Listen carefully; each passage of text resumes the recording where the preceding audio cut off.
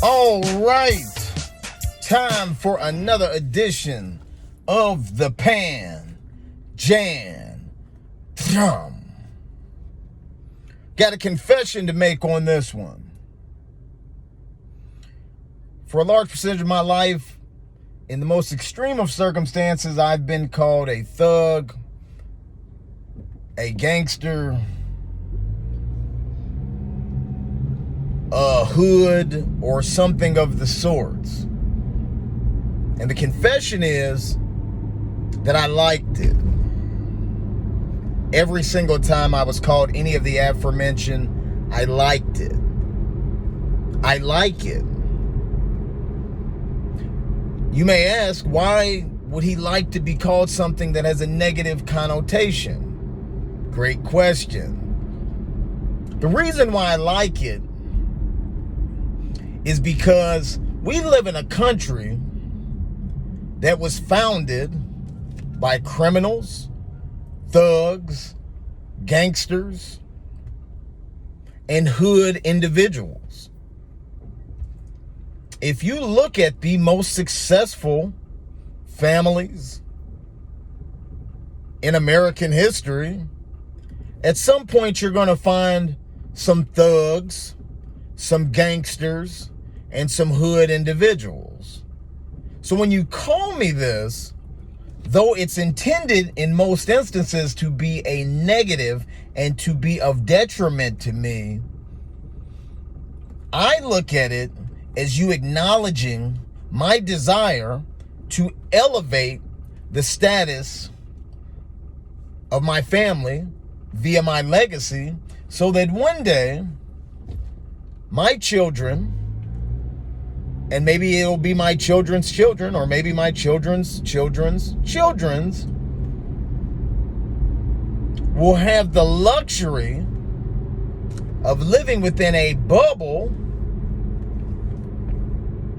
that protects them from the title of thug, gangster, or hood from time to time. Maybe it won't, maybe it will. But here's the reality.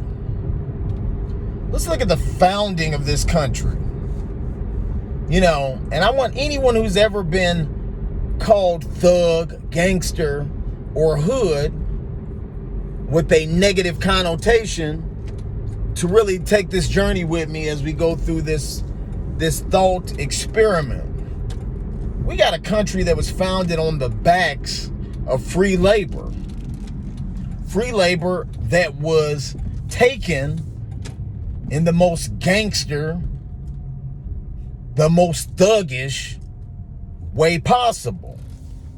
We celebrate days like Thanksgiving, which speak to the fact that on many levels, we committed genocide against the indigenous people here, and that's about as gangster as it gets. I'm an American citizen, so I'll take some ownership of that, even though a lot of my ancestors, not all of them, were indentured at the time. But I also have ancestors who were indenturing folks, who were slave owners. I also have ancestors who immigrated post that era. But here's the most interesting component of it all, is that even the folks who came over here in large droves were folks who were going against the puritanical nature of the European church at the time. So guess what the people who immigrated here were? The free people, not the folks who were a product of the diaspora, who came here in chains and in bondage. But the free people, guess what a lot of them were? Ex-cons, criminals on the run, or folks escaping persecution by the church, which in turn had them viewed in Europe as a thug, a gangster, or hood. So when folks call me this, my confession today is I like it. Because when I hear these things, it lets me know that my thought process and my movements are disruptive enough to where it makes folks uncomfortable.